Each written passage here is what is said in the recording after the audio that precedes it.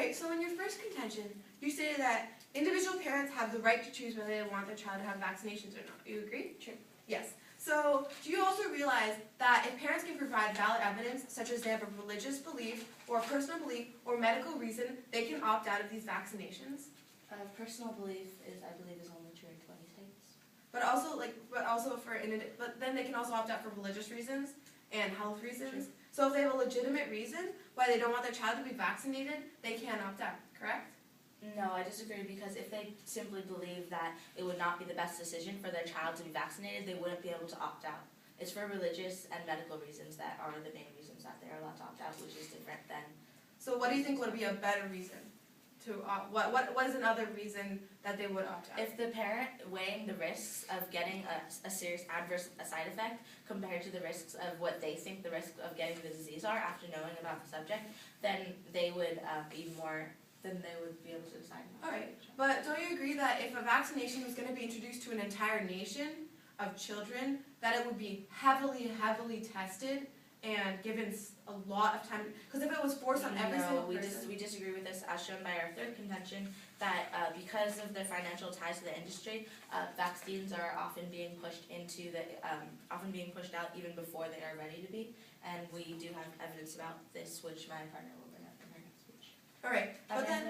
Oh yeah, sure, go ahead. Okay, so for your third contention, talking about how there's a real threat of bioterrorism, may you please expand on why there is actually a threat?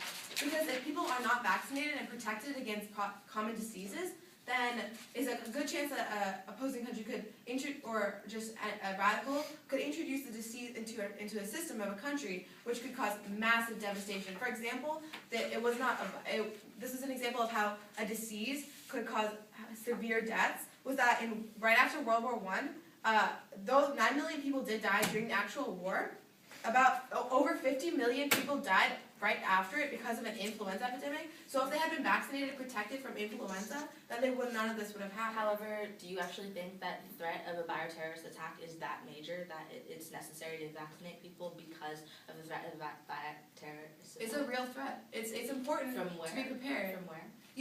It's just, you need to be prepared because there's radicals that hate different countries. Like, it's important to be prepared for anything. And do you have any specific examples of this? It's better to be safe than sorry, and it's better to have the protection against the disease before everyone has it. So are you saying that nobody would that the people would not get vaccinations if it wasn't mandated? I'm saying that some people, as we said before, 16.3% of people in the United States can't afford to get vaccinated without state mandation of it. So people would not get vaccinated just simply because they couldn't afford it. Did anyone time? No. Oh. Okay. Wait, do you want to, can we continue, or do you want us to stop? I think the time is already up. Yes. Okay.